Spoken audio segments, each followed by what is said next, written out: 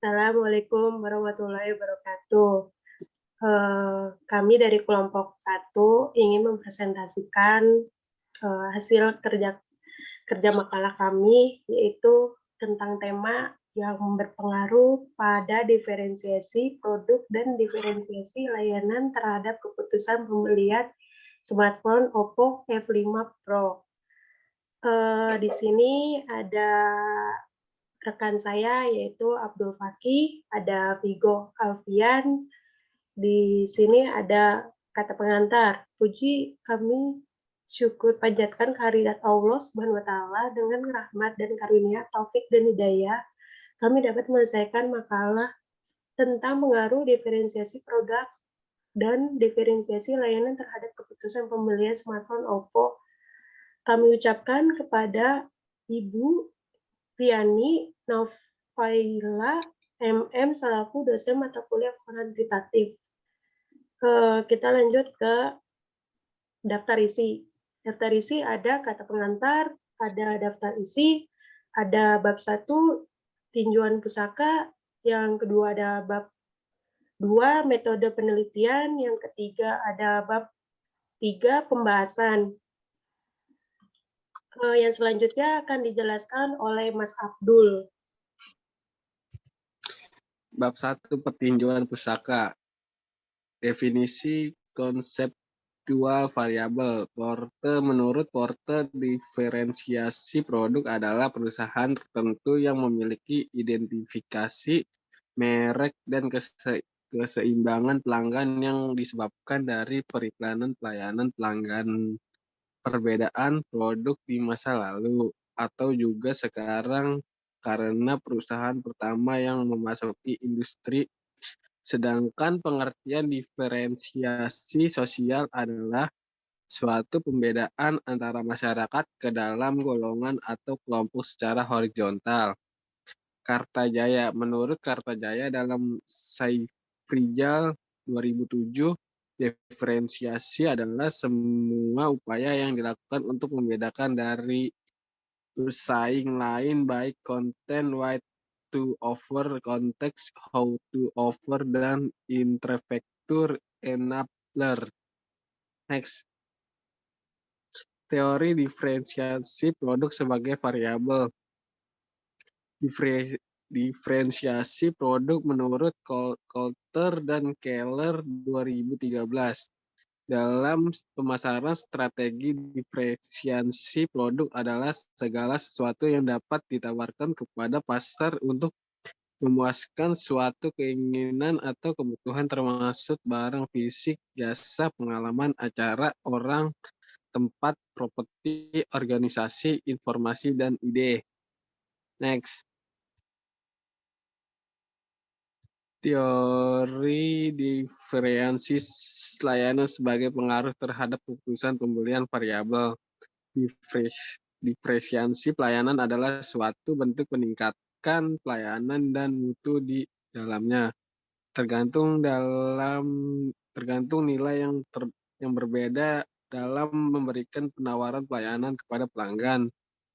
Susanto 2001, sedangkan penelitian Mahajan eta 2009 menyatakan bahwa diferensiasi pelayanan merupakan seperangkat kemampuan sumber daya manusia maupun teknologi tinggi yang digunakan dalam menyediakan jasa pelayanan yang berbeda dari pesaing, hal sesuai dengan penelitian Bahargavan 2009 yang menegaskan bahwa perusahaan dapat memfokuskan diferensiasi pelayanan yang real daripada memberikan pelayanan yang bersifat garansi dari produk perusahaan. Dalam diferensiasi citra penelitian yang dipelopori Delmastal 2000 menyatakan bahwa diferensiasi citra diperoleh dari suatu cara pemasaran yang berbeda. Next.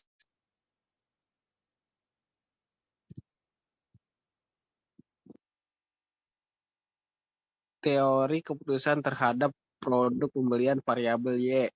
Menurut Klotter dan Armstrong 2012, keputusan pembelian konsumen adalah tahap akhir dari konsumen terhadap suatu produk, baik individu maupun rumah tangga, dalam membeli produk dan jasa untuk dikonsumsi pribadi.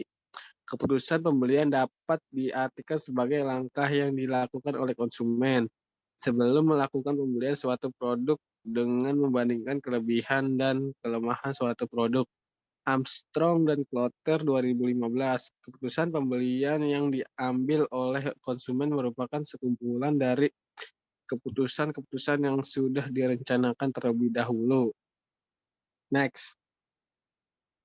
Instrumen variabel diferensiasi produk. Dimensi diferensiasi produk menurut Kotler dan Armstrong tahun 2012, terdapat beberapa parameter atau dimensi dalam membuat sebuah diferensiasi produk, yaitu ada bentuk. Keragaman bentuk merupakan kemampuan produk yaitu untuk menjadi pembeda dengan produk pesaing yang sejenis dalam bentuk, yaitu ada model serta struktur fisik produk yang baik, yang unik. Next.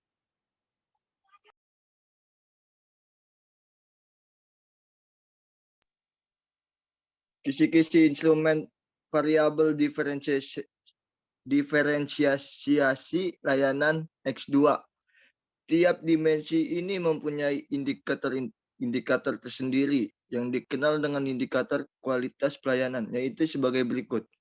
Indikator untuk dimensi tangible diantaranya: satu, kemudahan dalam proses pelayanan. Kedua, penggunaan alat tolong dalam pelayanan.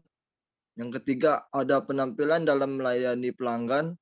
Yang keempat, ada kenyamanan lokasi penyedia pelayanan. Yang kelima, ada kedisiplinan pelaku bisnis dalam mengerjakan pelayanan. Yang terakhir, ada kemudahan akses pelanggan dalam permohonan pelayanan.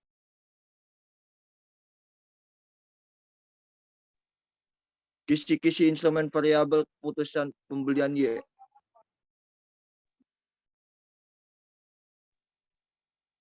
Menurut Thomson tahun 2016, ada 4 indikator dalam keputusan pembelian, yaitu 1, sesuai kebutuhan. Dalam arti pelangganan melakukan pembelian karena produk yang ditawarkan sesuai yang dibutuhkan dan mudah dalam mencari barang yang dibutuhkan. Yang kedua, ada mempunyai manfaat. Dalam arti produk yang dibeli sangat berarti dan bermanfaat bagi konsumen. Yang ketiga, ada ketetapan dalam membeli produk. Dalam arti yaitu ada harga produk sesuai kualitas produk dan sesuai dengan keinginan konsumen. Yang keempat, ada pembelian berulang, yaitu keadaan di mana konsumen merasa puas dengan transaksi sebelumnya sehingga berniat selalu melakukan transaksi di masa yang akan datang. Yang kedua itu ada bab 2 tentang metodologi penelitian.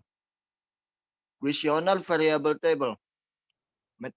Metodologi yang dipakai dalam penelitian ini adalah metode kualitatif, yakni dengan membagikan kuesioner kepada 30 responden sesuai dengan objek tempat penelitian, yaitu di Kota Bekasi.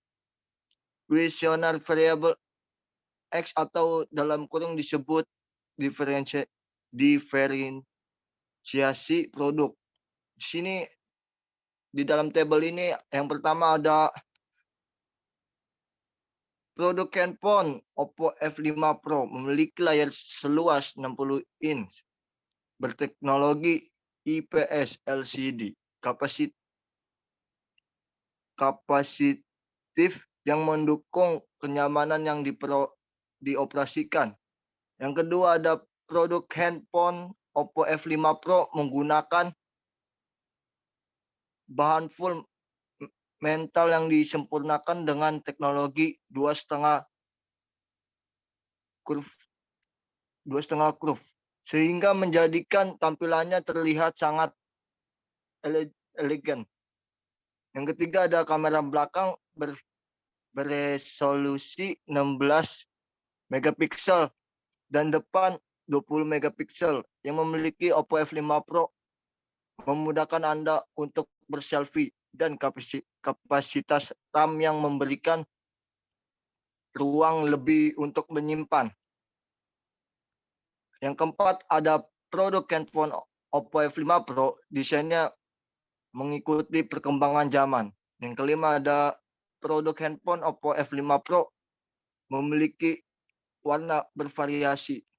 Yang keenam ada produk handphone Oppo F5 Pro mempunyai desain yang elegan. Yang ketujuh, iklan produk handphone Oppo F5 Pro masa seperti banner, poster, dan pameran sesuai dengan kenyataan. Yang kedelapan ada informasi produk handphone Oppo F5 yang diberikan sales promotion atau disebut SPG, bermanfaat bagi Anda untuk melakukan pilihan. Yang kesembilan, produk handphone Oppo F5 Pro memberikan potongan yang mendorong Anda untuk melakukan pembelian. Dan yang terakhir ada informasi dari toko tentang kelebihan Oppo F5 Pro bermanfaat dalam menentukan pilihan. Next dong.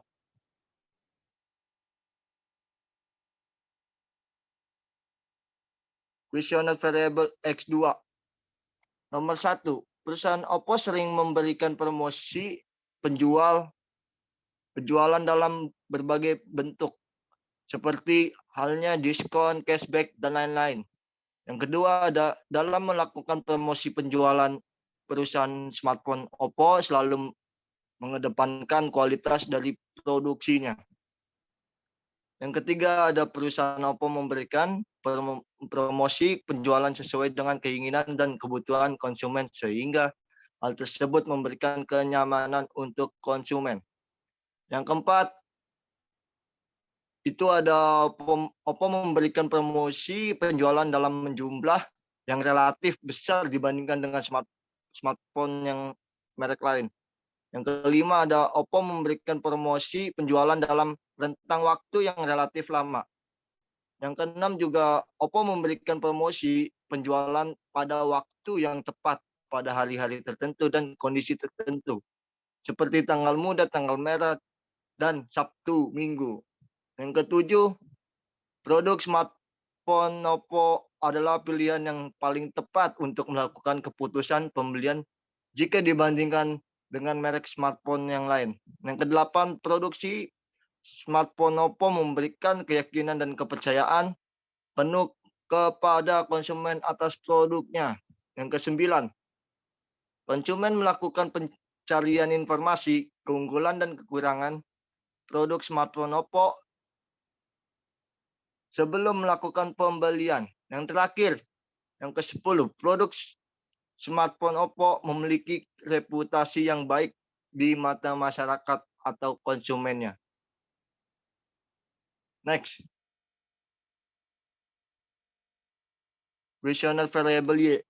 Di sini juga ada nomor 1 pernyataan kuesionernya. Adakah pengaruh kualitas pelayanan terhadap kepuasan konsumen terhadap smartphone Oppo F5 Pro di Bekasi? Yang kedua, adakah pengaruh kualitas pelayanan terhadap loyalitas konsumen terhadap smartphone Oppo F5 Pro? Yang ketiga, yang memiliki selebriti endorse smartphone Oppo merupakan aktris-aktris yang banyak dikenal masyarakat. Yang keempat, selebriti endorse smartphone Oppo memiliki pengetahuan, pengalaman, dan keterampilan dalam mengiklankan produk smartphone Oppo. Yang kelima, ada selebriti endorse smartphone Oppo memiliki daya tarik fisik yang menarik.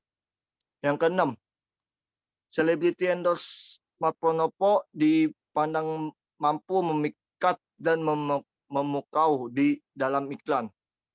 Yang ketujuh, celebrity endorse smartphone Oppo mampu memberikan keyakinan bahwa smartphone terbaik adalah Oppo. Yang kedelapan, saya memilih smartphone Oppo karena kinerjanya memuaskan. Yang kesembilan, apakah Anda menggunakan smartphone Oppo F5 Pro? Yang ke-10, dari kapan Anda menggunakan smartphone Oppo F5 Pro? Silakan Anda isi sendiri. Next.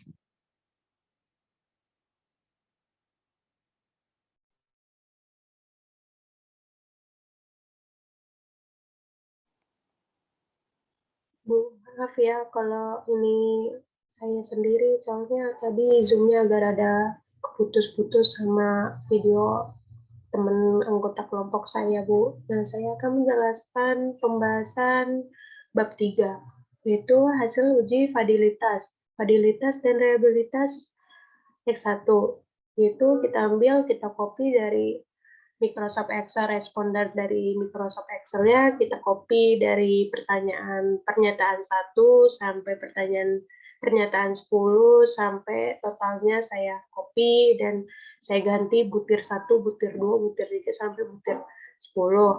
Sama totalnya dimasukin juga. Terus untuk keterangannya butir 1 0,796 lebih besar daripada 0,463, maka butir pertanyaan 1 dikatakan valid atau sahih. Butir 2 0,637 lebih besar daripada 0,463, maka butir pertanyaan 2 dikatakan valid atau sahih. Untuk butir ketiga 0,656 lebih besar daripada 0,463, maka butir pertanyaan 3 dikatakan valid atau sahih. Butir 4 0,520 lebih besar daripada 0,463, maka butir pertanyaan 4 dikatakan valid atau sahih.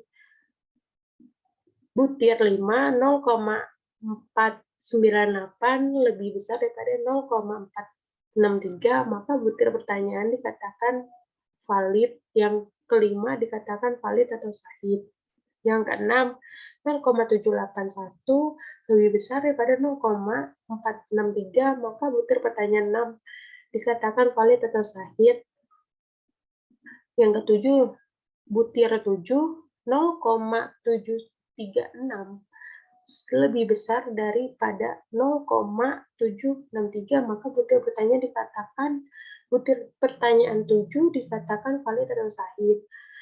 Butir 8 0,863 lebih besar daripada 0,63, maka butir pertanyaan 8 dikatakan valid atau sahih. Butir 9 0,639 maka lebih besar daripada 0,463, maka butir pertanyaan 9 dikatakan valid atau sahih. Butir 10 0,748 lebih besar daripada 0,463, maka butir pertanyaan 10 dikatakan valid atau sahih. Lanjut. Pada tab case proscating summary dapat dilihat basis valid menyatakan bahwa jumlah responden ada 30 dan persentase menunjukkan 100%. Hal ini menandakan bahwa 100 responden tersebut valid dan tidak ada responden yang termasuk ke kategori excluded. Hasil perhitungan uji reliabilitas metode Consta dan alpha R hitungan dapat dilihat pada kolom Cosbus alpha yaitu 0,873 dengan end of teams menunjukkan bahwa jumlah dari teams atau jumlah pertanyaan yang diinput pada variabel view adalah 10, sehingga dapat dikatakan bahwa hasil Cosbus alpha untuk 10 data dari sistem atau 10 pertanyaan yaitu 0,873. Reliabilitas dari 10 butir pertanyaan valid tersebut adalah 0,873. 873 lebih besar daripada 0,463 sehingga dapat tersebut dianggap variabel atau dapat dipercaya dan konsisten. Fadilitas dan reliabilitas X2 sama sih, caranya sama kayak di X1. Cuman ini diganti butir 1, butir 2, dan butir 3 sampai butir 10. Dan di sini ada lagi keterangannya sama persis, lebih besar daripada 0,63, maka dinyatakan X2-nya satu butirnya itu, X1 butir itu berarti valid atau sahih. Pada tablet casting Suman Basketing validnya menyatakan bahwa jumlah responden ada 30%, menunjukkan 100%. Hal ini menandakan bahwa 10 responden tersebut valid dan tidak ada responden yang termasuk ke kategori excluded. Hasil perhitungan uji reliabilitas metode Cosbas alpha R hitung dapat dilihat pada kolom Cosbas alpha yaitu 0,873.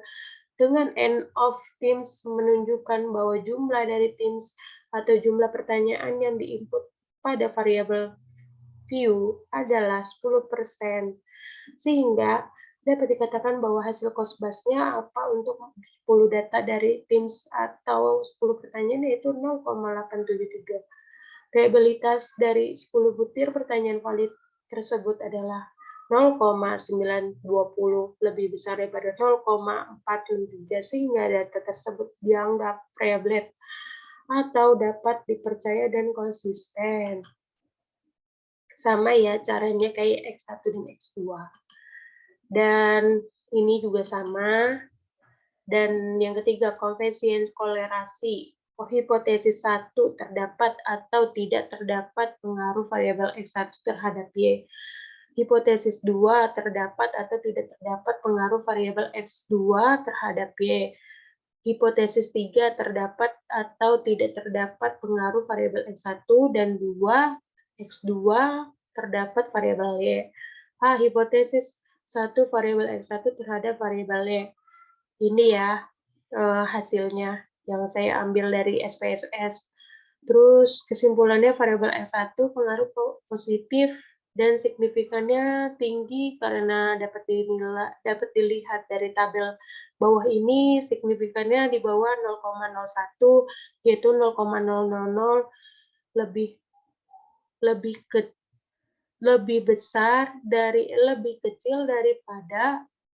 lebih kecil daripada 0,1, artinya signifikan ya. Hipotesis 2, variabel X2 terhadap Y. Ini hasilnya yang saya ambil dari SPSS. Terus kesimpulannya variabel X1 pengaruh positif dan signifikannya tinggi karena dapat dilihat dari variabel bawah ini, signifikan di bawah 0,01 yaitu 0,00 lebih kecil daripada 0, artinya signifikan. Hipotesis 3, variabel X1 dan 2 dan X2 terhadap variabel Y. Variabel X1 dan X2 pengaruh positif terhadap Y ya, dan tidak signifikan karena nilai signifikan adalah 0,022. 0,11 kemudian nilai korelasinya dalam kategori rendah. Regresi linear berganda. Hipotesis pengaruh variabel X1 terhadap variabel Y. ANOVA ini yang saya ambil juga dari SPSS, saya jumlah dan hasilnya seperti ini. Secara regresi, variabel X1 sangat berpengaruh terhadap Y karena dapat dilihat pada tabel menunjukkan signifikannya adalah 0,000 lebih kecil daripada 0,01, artinya sangat signifikannya dengan nilai F hitungan 25,428 lebih besar daripada F tabel 0,183 dapat disimpulkan bahwa variabel X sangat berpengaruh dan signifikannya terhadap variabel Y. Hipotesis variabel X2 terhadap Y. Ini hasilnya yang saya dapat dari SPSS juga sama. Secara regresi variabel X1 sangat berpengaruh terhadap Y karena dapat dilihat pada tabel menunjukkan signifikannya adalah 0,00 lebih kecil daripada 0,01. Artinya sangat signifikannya dengan nilai F hitung 43,81/14 lebih besar daripada F tabel 4,1/183. Dapat disimpulkan bahwa variabel X sangat berpengaruh dan signifikannya terhadap variabel Y. Hipotesis 3, pengaruh variabel X1 dan X2 terhadap variabel Y. Secara regresi, variabel X1 sangat berpengaruh terhadap Y karena dapat dilihat pada tabel menunjukkan signifikannya adalah 0,00 lebih kecil daripada 0,01, artinya sangat signifikannya yang dengan nilai F hitung 24,0074 lebih besar daripada F tabel 4,183 dapat disimpulkan bahwa variabel X1 sangat berpengaruh dan signifikannya terhadap Y. Hipotesis variabel X1 terhadap variabel Y.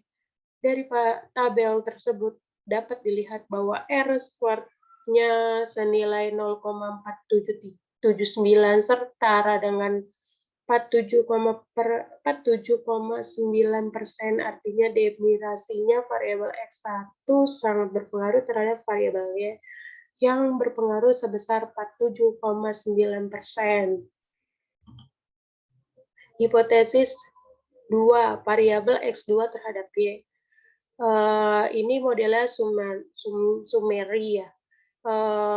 Dari tabel tersebut dapat dilihat bahwa R-squared-nya senilai 0,609 setara dengan 60,9%, artinya definisinya variabel X sangat berpengaruh terhadap variabel Y dengan pengaruh sebesar 60,9%.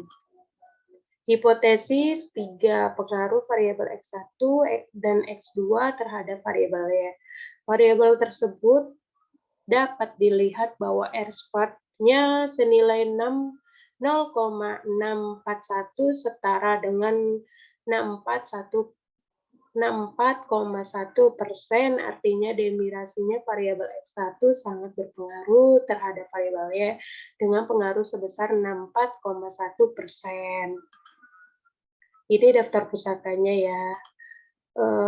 Sekian, kurang lebihnya mohon maaf.